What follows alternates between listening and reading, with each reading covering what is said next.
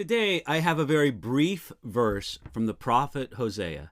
It's only 8 words, but it's filled with a powerful truth about how God left Ephraim alone. Here's the verse, Hosea chapter 4, verse 17, where we read, "Ephraim is joined to idols, let him alone."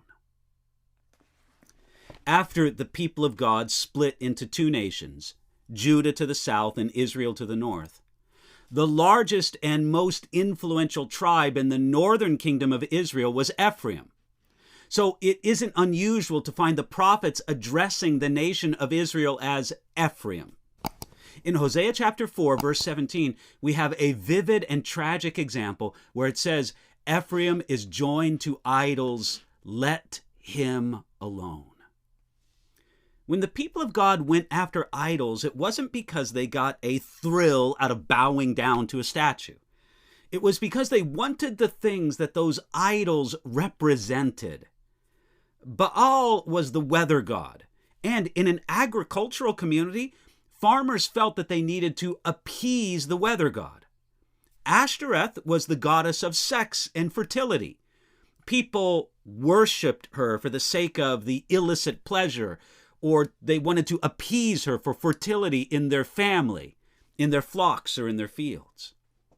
Now, when the people of God went after idols like Baal or Ashereth, there were rarely having a conscious rejection of the Lord. You see, they believed that they were adding the worship of this local deity to their worship of Yahweh. In their minds, they said something like this: "We still love the Lord. It's just that we also want to honor these other gods." But the Lord God of Israel would have none of it. When he saw that Ephraim was joined to idols, he pronounced his judgment. It's 3 words there in Hosea 4:17, "Let him alone." Now, at first glance, that seems like a pretty mild judgment. Let him alone. Most criminals would be pretty happy if the police and the courts would just leave them alone. Any debtor would be thrilled if their creditors left them alone. But when God leaves us alone, it is judgment. In the case of ancient Israel, it was a judgment because God knew what was coming. When the mighty Assyrian army came against them, they could fight for themselves, but God would let him alone. In a crisis like that, suddenly we don't want God to leave us alone. But sometimes God says this: "You didn't want me, so I will respect your wishes. You're on your own." We need God with us because we need his protection against our spiritual enemies. Satan wanted to sift Peter like wheat, but Jesus did not leave Peter alone to face the attack. Jesus prayed for Peter, and he emerged victorious. You'll find that in Luke chapter 22. You see, Peter didn't want to be left alone, and Jesus didn't leave him alone. We need God with us because we need his protection against ourselves.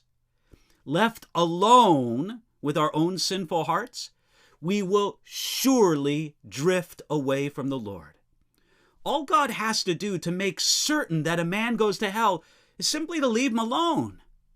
Our prayer should always be, "Lord, don't leave me alone. Keep working on me." But the Lord never really completely leaves us. It's just that sometimes he will respect our rebellious desire to be left alone. And at the end of it all, if you don't want God to leave you alone, then you don't leave him alone.